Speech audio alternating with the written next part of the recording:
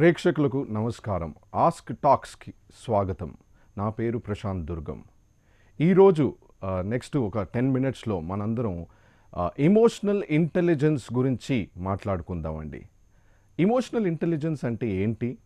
ఇది లైఫ్లో ఎంతవరకు అవసరం? ఇది మనం లైఫ్లో యూజ్ చేస్తే దీనివల్ల వచ్చే బెనిఫిట్స్ ఏంటనేది మనం తెలుసుకుందాం.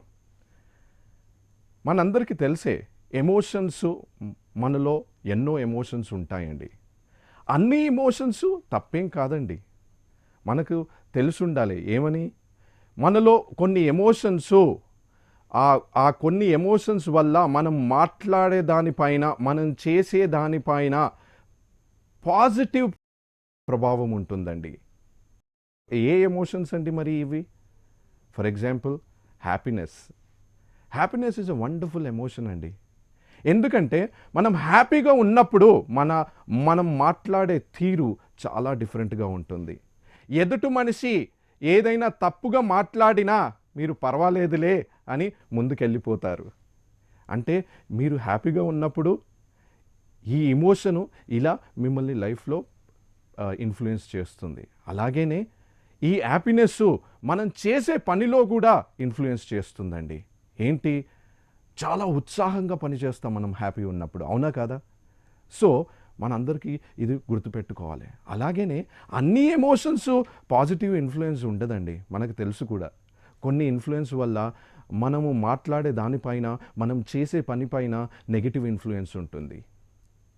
ఎలాంటి ఎమోషన్స్ అండి ఇవి? మనందరికీ ముందుగా గుర్తొచ్చేది యాంగర్, కోపం, అవునా కాదండి? కోపం సాధారణంగా అందరూ ఒక్కొక్కసారి డిఫరెంట్ సిచ్యువేషన్లో కోపానికి గురవుతుంటారు. ఆ కోపం వచ్చినప్పుడు ఎలా ఉంటుందండి? చాలా నెగిటివ్ ప్రభావం ఉంటుందండి మనం మాట్లాడే దానిపైన. ఎందుకంటే మనం అరుస్తాము. అలాగనే మనము చేసే పనిలో కూడా ఆ నెగిటివ్ ఎమోషన్ ఏదైతే ఉందో, కోపం, దాని ప్రభావం నెగిటివ్గా ఉంటుంది. ఎలా ఉంటుంది? చక్కగా పని చేయం. మేబీ చేసే పనిని తొందరగా చేసేస్తాం, శ్రద్ధ పెట్టి చేయం. అందుకే మనందరికీ ఇవాళ ఈ ఎమోషన్స్ని ఎలా మేనేజ్ చేయాలి, లైఫ్లో మనం ఏది చేసినా సక్సెస్ఫుల్ ఉండాలంటే ఈ ఎమోషన్స్ని ఎలా మేనేజ్ చేయాలో ఒకసారి తెలుసుకుందామండి. మనందరికీ తెలిసే 2 వర్డ్స్ చాలా చక్కగా అందరూ యూజ్ చేస్తూ ఉంటారు: రెస్పాండ్, రియాక్ట్. ఈ రెస్పాండ్ ఏంటి, ఈ రియాక్ట్ ఏంటి ఒకసారి చూసుకుందామండి. ఒక చిన్న సంఘటన జరిగిందండి కొన్నేళ్ల క్రితం నాతో. అది మీతో ఇవాళ షేర్ చేసుకుంటాను. నేను ఒక ఎంఎన్సి బ్యాంక్లో పనిచేస్తున్నప్పుడు నా కొలీగు, చాలా మంచి ఫ్రెండ్, తను చాలా మంచివాడు, చాలా బుక్స్ చదివేవాడు. వాడికి నాకు అది ఒక కామన్ గ్రౌండ్ అనమాట, బుక్స్ చదవడం. అయితే తను మేనేజర్గా ఉన్నాడు, నేను ఇంకో డిపార్ట్మెంట్లో పనిచేసేవాడిని. ఆ రోజు నా దగ్గరకు వచ్చి అన్నాడు, ఏ ప్రశాంత్, నాకు ఒక క్లయింట్ మీటింగ్ ఉంది, నువ్వు వస్తావా? చాలా రోజుల నుంచి నేను ట్రై చేశాను, ఆయన వెనకపడ్డాను. ఇవాళ అపాయింట్మెంట్ ఇచ్చాడు, చాలా ఇంపార్టెంట్, నేను టార్గెట్ అచీవ్ చేయాలంటే ఆయనని ఇవాళ కంపల్సరీ కలవాలి, మరి వెళ్దామా, వస్తావా అని అడిగాడు. ఆ రోజు నేను ఫ్రీ ఉన్నాను కాబట్టి నేను ఓకే వస్తాను, పద వెళ్దామని బయలుదేరామండి. బ్యాంక్ బయటకు వచ్చాము, బైక్లో కూర్చొని క్లయింట్ వైపు వెళ్తూ ఉన్నాము. ఆ రోజు తను ఎందుకు ఆ టాపిక్ తీసుకున్నాడో తెలియదండి, కానీ ఆ రోజు హైదరాబాద్ ట్రాఫిక్ గురించి మాట్లాడుతూ మేము బైక్ మీద ఆ క్లయింట్ దగ్గరికి వెళ్తున్నాం అనమాట. అంటే తను ఒరియా అతను అనమాట. సో హైదరాబాద్ ట్రాఫిక్ గురించి మాట్లాడాడు. ఏమని? బాబు, ఇక్కడ ట్రాఫిక్ కొద్దిగా గందరగోళంగా ఉంటుంది, ఎవరు పడితే ఎక్కడ పడితే అటు వెళ్ళిపోతూ ఉంటారు అని మాట్లాడుతున్నప్పుడు అప్పుడే ఒక చిన్న ఎక్స్పీరియన్స్ జరిగింది మాకు. ఏమని? ఆ పక్కన ఆటో వాడు వెళ్తూ ఎంత ర్యాష్గా వెళ్ళాడంటే మేము అవుట్ ఆఫ్ బ్యాలెన్స్ అయిపోయాం. తనకు ఇమీడియట్గా కోపం వచ్చేసింది. ఎందుకంటే అదే సిచ్యువేషన్లో ట్రాఫిక్ గురించి మాట్లాడుతున్నాడు కాబట్టి, ఆ సిచ్యువేషన్ అయ్యింది కాబట్టి ఇమీడియట్గా చాలా కోపం వచ్చేసింది. ఆ ఆటోవాడు ముందుకెళ్ళి సిగ్నల్ దగ్గర ఆగినప్పుడు తను కూడా తన పక్కకెళ్ళి ఆపేసి తన్ని గట్టిగా అరిచారండి. ఆటోవాడు ఏం చేశాడు? మా ఫ్రెండ్ అరిచాడు కాబట్టి తను కూడా అరిచాడు. ఆ అరిచినప్పుడు మా ఫ్రెండ్కి ఇంకా కొద్దిగా కోపం వచ్చేసి తనతో సంభాషణలో దిగిపోయాడు. ఇద్దరు గట్టిగా అరుచుకుంటున్నారు, ఒకరిని బ్లేమ్ చేస్తున్నారు. నేను ఆపడానికి ట్రై చేశాను. ట్రాఫిక్ అంతా జామ్ అయిపోయింది. అక్కడ ఉన్న ట్రాఫిక్ పోలీసు మమ్మల్ని ముగ్గురిని చూసి, బాబు మీరు ముగ్గురు ఇక్కడ వచ్చేసేయండి అని పిలిచాడు. పిలిచాక ఆ ట్రాఫిక్ కాపు ఫైన్ రాయడం, వాళ్ళు కనిపించగానే ఫైన్ రాస్తుంటారు కదా కొందరు, మీరు ట్రాఫిక్ని ఇలా ఇబ్బంది పెట్టారు కాబట్టి అని ఫైన్ రాస్తున్నాడు. అప్పుడే మా ఫ్రెండ్కి ఆ క్లయింట్ దగ్గర నుంచి కాల్ వచ్చిందండి. కాల్ వచ్చినప్పుడు ఆయన కాల్ తీసుకొని, సార్ నేను ఆల్మోస్ట్ వచ్చేసాను, దగ్గరలోనే ఉన్నాను, ఒక 5 minutesలో వస్తాను అని అంటున్నాడు. ఇక్కడనేమో టైం పడుతుంది. ఆటో డ్రైవర్ ఏమో నన్ను తిట్టాడు, నన్ను కొట్టాడు అని బ్లేమ్ చేస్తున్నాడు మా ఫ్రెండ్ని. అప్పుడు నా ఫ్రెండ్ని నేను చూశానండి. తను ఏం చేశాడు తెలుసా, తల కొట్టుకుంటూ, బాబు నేను ఇక్కడెందుకున్నాను, నేను అక్కడ కదా ఉండవలసింది అని అనుకున్నాడండి. అప్పుడు నాకు అనిపించింది, కరెక్టే కదా, మేము క్లయింట్ దగ్గర ఉండవలసింది ఇక్కడెందుకున్నాము అని అనుకున్నాము. అప్పుడు నా లైఫ్లో ఒక మంచి లెర్నింగ్ వచ్చిందండి. ఏంటది, లైఫ్లో రెస్పాండ్ చేస్తే బాగుంటుంది, రియాక్ట్ చెయ్యొద్దు. రియాక్ట్ చేస్తే ఒక్కొక్కసారి మనము we'll get into situations where we shouldn't be. So అందుకని మనము రెస్పాండ్ చేయాలి. ఈ చిన్న ఎక్స్పీరియన్స్ని మళ్ళీ ఇంకోసారి రిపీట్ చేస్తానండి. ఎందుకు చేస్తానంటే, ఈ రెస్పాన్స్ రియాక్షన్కి మధ్యలో ఉన్న తేడా ఏంటి, రియాక్షన్ని రెస్పాండ్గా కన్వర్ట్ చేయాలంటే ఏం చేయాలో ఒకసారి చూసుకుందాం. మళ్ళీ నేను నా ఫ్రెండ్ రోడ్డు పైన ఉన్నాము, బైక్లో వెళ్తున్నాము. ఆ ఆటో వాడు చాలా స్పీడ్గా కట్ చేసుకుంటూ వెళ్ళాడు. మేము అవుట్ ఆఫ్ బ్యాలెన్స్ అయిపోయాము. ఇప్పుడు మా ఫ్రెండ్కి కోపం వచ్చింది. మనం ఆ సీన్ని ఒక్కసారి పాజ్ చేద్దాం. పాజ్ చేసి మనందరం ఆలోచిద్దామండి. ఇప్పుడు ఈ సిచ్యువేషన్లో మా ఫ్రెండ్ ఏం చేస్తే బాగుంటుందో మనం అందరం ఒకసారి ఆలోచించి తనకు ఒక అడ్వైజ్ ఇద్దామండి.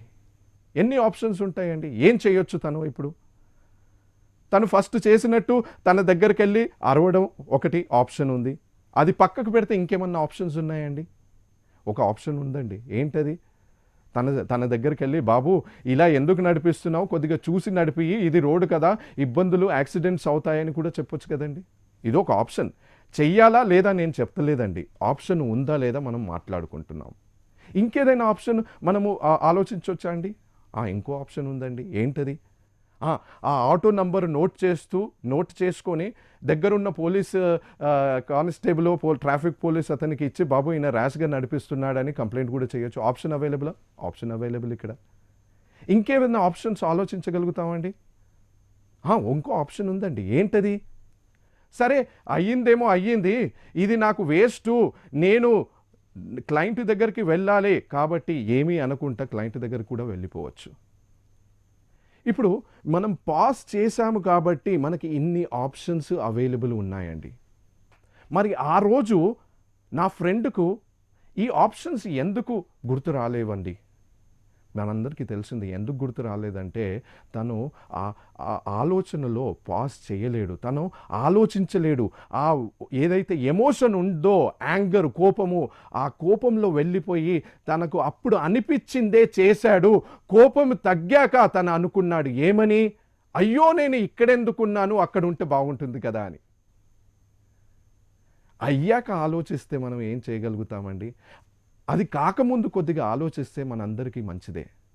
అందుకనే మనము ఏ యాక్షన్ చేసే ముందు కానీ, ఏ మాట అనే ముందు కానీ ఒక్కసారి మనము గ్యాప్ ఇచ్చామనుకోండి, పాజ్ ఇచ్చామనుకోండి, మనం మన యొక్క యాక్షన్ని రియాక్షన్ కాకుండా రెస్పాండ్ చేస్తామండి.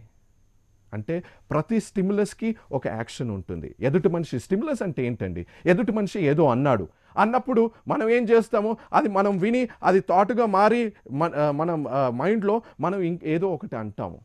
అవునా కదా? అంటే స్టిమ్యులస్ ఉంది, మనం ఒక యాక్షన్ చేస్తున్నాము. సో ఈ యాక్షన్ని మనం రెస్పాన్స్ ఆర్ యాక్షన్ ఎంత కేపబిలిటీ ఉంటుందంటే, ఈ యాక్షన్ రెస్పాన్స్ అవ్వచ్చు, రియాక్షన్ అవ్వచ్చు. ఎప్పుడు రెస్పాన్స్ అవుతుంది, ఎప్పుడు రియాక్షన్ అవుతుంది? ఇది ఎప్పుడైతే యాక్షన్ మనని చూస్ చేస్తుందో అప్పుడు రియాక్షన్ అండి. అంటే మనము కాన్షియస్లీ మనము అనుకుంది, మనం అనాలనుకుంటున్నామో అది అంటలేము, అది మనం చూస్ చేస్తుంది. ఆ రోజు మా ఫ్రెండ్కి కూడా ఆ కోపం తనని చూస్ చేసింది అనమాట, యాక్షన్ చూస్ చేసింది, అందుకే అది రియాక్షన్ అయింది. ఎప్పుడైతే మనము ఆలోచించి మనము యాక్షన్ని మనము చూస్ చేస్తామో అప్పుడు అది ఆ యాక్షన్ రెస్పాన్స్ అవుతుందన్నమాట. అయితే ఆ రెస్పాండ్ చేయడానికి ఏం చేయాలి? స్టిమ్యులస్కి యాక్షన్ మధ్యన గ్యాప్ ఇవ్వాలండి. అంటే గ్యాప్ ఏంటి? టైం ఫ్రేమా? 10 నిమిషాలు ఆగాలా, 20 నిమిషాలు ఆగాలా, 1 సెకండ్ ఆగాలా, 10 సెకండ్లు ఆగాలా అండి? అంటే ఇక్కడ టైం ఫ్రేమ్ కాదండి. మన పెద్దవాళ్ళు చిన్నప్పటి నుంచి మనకు అందరికీ తెలిసిందే. ఏమని? మీరు కోపంగా ఉన్నప్పుడు పక్కకెళ్ళి ఒక గ్లాస్ వాటర్ తాగండి, అప్పుడు కోపం తగ్గిపోతుంది అని. అంటే గ్లాస్ వాటర్ తాగితే అక్కడ ఏమన్నా మినరల్స్ ఉన్నాయా కోపం తగ్గడానికి? ఏమన్నా మెడిసిన్ ఉందా? కాదండి. టైం గ్యాప్ ఇస్తున్నారు కాబట్టి, మీ ఆలోచనలు చేంజ్ అవుతాయి కాబట్టి, అందుకనే అది మనందరికీ చెప్తారు. అలాగనే ఇక్కడ గ్యాప్ ఉన్నప్పుడు జస్ట్ టైం ఫ్రేమ్ కాదండి, ఒక థాట్ అన్నమాట.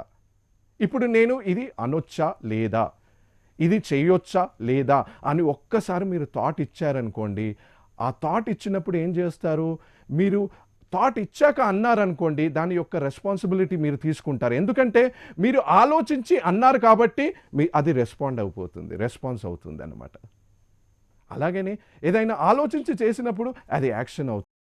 చేసినప్పుడు దాని యొక్క రెస్పాన్సిబిలిటీ తీసుకుంటారు. ఎందుకంటే అది మీ మీ మీ యొక్క రెస్పాన్స్ కాబట్టి. అయితే మరి ఈ గ్యాప్లో ఏం చేస్తే బాగుంటుంది? స్టీఫెన్ ఆర్ కోవీ ఎవరైతే 7 habits of highly effective people అనే బుక్ రాశాడో ఆయన అన్నాడు, ఈ గ్యాప్లో మనము క్రియేటివ్ విజువలైజేషన్ ఆర్ ఇమాజినేషన్ చెయ్యాలి. అంటే నేను ఇప్పుడు ఈ మాట అన్నాననుకోండి, ఏమైపోతుంది? తను కూడా రివర్స్లో ఏదో కోపంగా అనొచ్చు. ఆయన కోపంగా అన్నప్పుడు నేను ఏం చేస్తాను? నేను ఇంకా కోపంలో ఇంకేమన్నా అనే అవకాశం ఉంటుంది. అలాగైనప్పుడు అప్పుడు తనేం చేస్తాడు? తను కూడా ఇంకా ఏదో కోపంలో అనే అవకాశం ఉంటుంది. కాబట్టి అయితే ఇలా జరిగినప్పుడు మనం అనుకున్న రిజల్ట్ వస్తుందా లేదా, ఒక్కసారి మనం ఏ మాట అనాలో అనే ముందు అది ఆలోచించుకున్నాం అనుకోండి, మనకు తెలిసిపోతుంది మనం అవసరమయ్యే రిజల్ట్ సైడ్ వెళ్తున్నామా, అవసరం లేని రిజల్ట్ సైడ్ వెళ్తున్నామా మనకు తెలిసిపోతుంది. ఒక్కసారి ఆ ఇమాజినేషన్ మనం యూజ్ చేసుకొని అనుకున్నాం అనుకోండి, బాబు నాకు ఈ రిజల్ట్ కాదు అని మనకు తెలిసిపోతే మనం ఏం చేస్తాము? మనము అది మాడిఫై చేస్తాము. ఆ మాటని, ఆ వర్డ్స్ని మాడిఫై చేస్తాము. సో అందుకనే మనం లైఫ్లో ఎమోషనల్ ఇంటెలిజెన్స్ యూజ్ చేయాలంటే, ఎస్పెషలీ ఏవైతే నెగటివ్ ఎమోషన్స్ ఉంటాయో, నెగటివ్ ఎమోషన్స్ అంటే జనరల్లీ మనకు వచ్చే థాట్ అండి యాంగర్, కోపము. ఆ కోపంగా ఉన్నప్పుడు మనము ఒక గ్యాప్ ఇచ్చి ఆలోచించి ఏదైనా మాట అన్నప్పుడే, ఏదైనా పని చేసినప్పుడే మనము ఆ పనిలో, ఆ మాటలో చక్కని రిజల్ట్స్ పొందుతామండి. ఇదే నేను మీ అందరికీ ఇవాళ చెప్పదలుచుకున్నాను. విన్నందుకు అందరికీ thanks. Wish you all the very best.